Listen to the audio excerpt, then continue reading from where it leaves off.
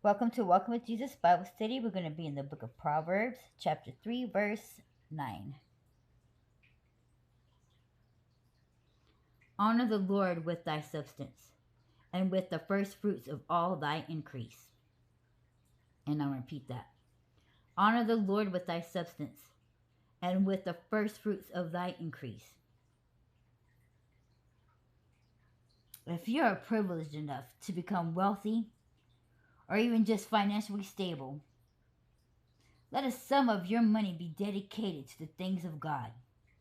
This doesn't necessarily mean to be in the form of offering. It could also mean in good support of your local church or the shelters, the homeless.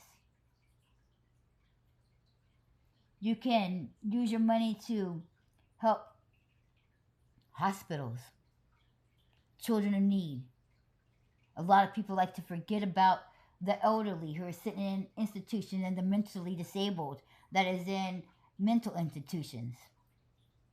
See, when God blesses people, which and a lot of people he does, and he does bless them with a lot of money. A lot of people think, oh, God wouldn't do that. Well, that's not speaking nothing of prosperity gospel whatsoever. A lot of people try to use certain verses in the Bible where he is actually blessing people, and he does bless them abundantly in order to teach prosperity gospel, but that's for the twisting it and taking it all out of context.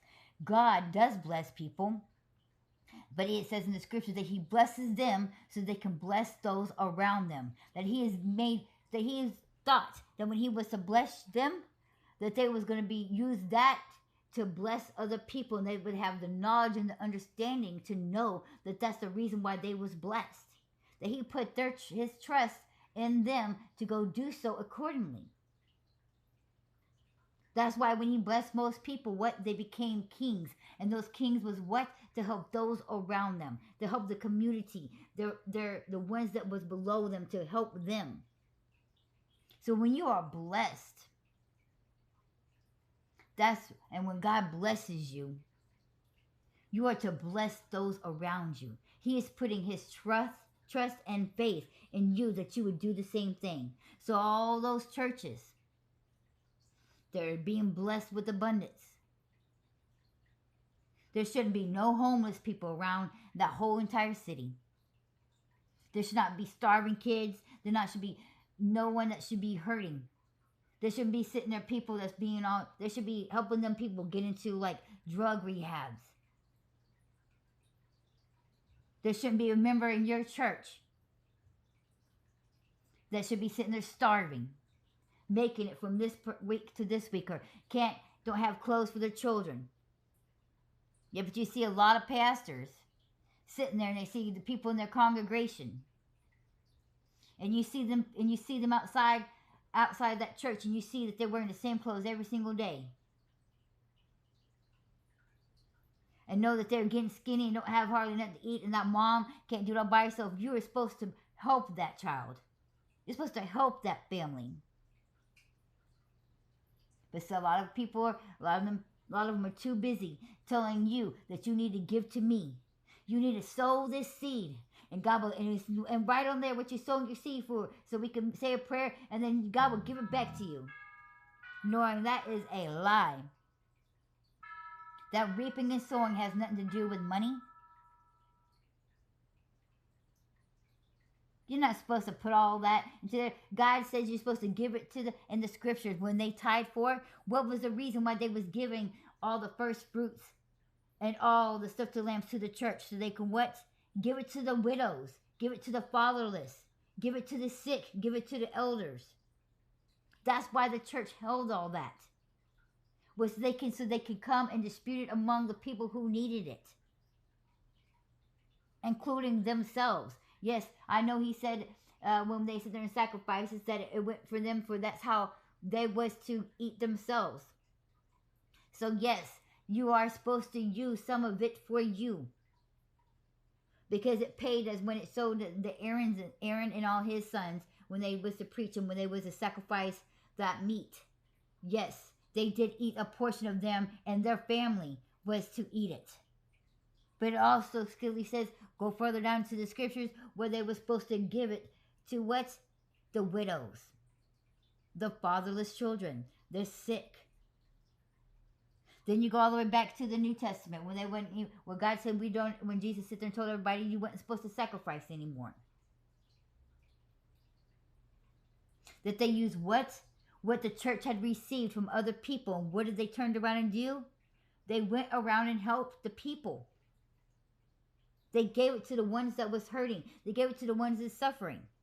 That even Paul even specifically wrote that there were some in the churches who is because they are helping them, who has the ability to get up and work. And instead of getting up and working because they're taking the handouts, shame on them. Of course, those wasn't exact same words, but you know what I'm saying. Because people was abusing the system. Gee, I wonder where that can also relate to. Where there's so many people who has the ability to get up and to go to work and is refusing to because they want to sit there and collect what welfare for themselves and just sitting there when they can get up and do the work themselves. It is for the people who cannot help themselves, for you to get the way to you to get back onto your feet. So when God blesses you, you use it to help other people. There's a lot of people that won't even help nobody in the family. Yeah, I get that family is crazy and they can be your own worst enemy. And there's a lot of them that are just pure lazy and just mooches and all this kind of stuff. But you're supposed to turn the other cheek and you're supposed to give it to God.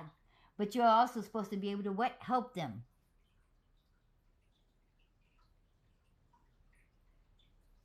Now I know there's some that just helped and has helped many times, but after so long, they just want to sit there. They just kind of depend on it. You know, you do got to know when to say no, and also, you know, when you go into prayer and have your relationship with God, but like, God, you know, I've done what you told me to do. But they have sit there and mooched off and freeload. So I think now it's time for me to walk away, to stop condoning that kind of behavior. Because there is a reason for you to stop when it comes to be in that kind of a situation. Because they are not doing right. They're able to get up and to go do things. And that's why Paul talks about it. For the people who is taking advantage of the situations.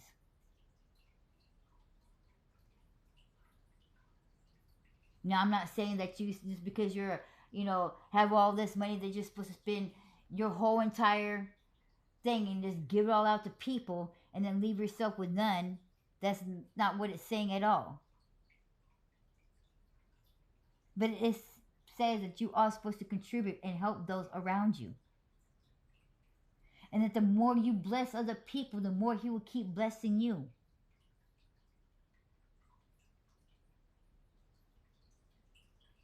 There is too much in this world. Too much suffering. But there's a lot of people who is causing their own suffering. Because they simply won't get up and go to work. And they want to blame everybody else for their situation. They want to blame the other people in their life, or it's because of this, and because I never got this education, and my mama never did this, and my mom and daddy never did that, and they're just using an excuse, or this and that.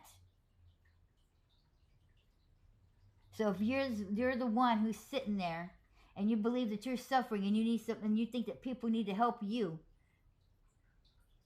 maybe you need to look at yourself. Are you able to get up and go work?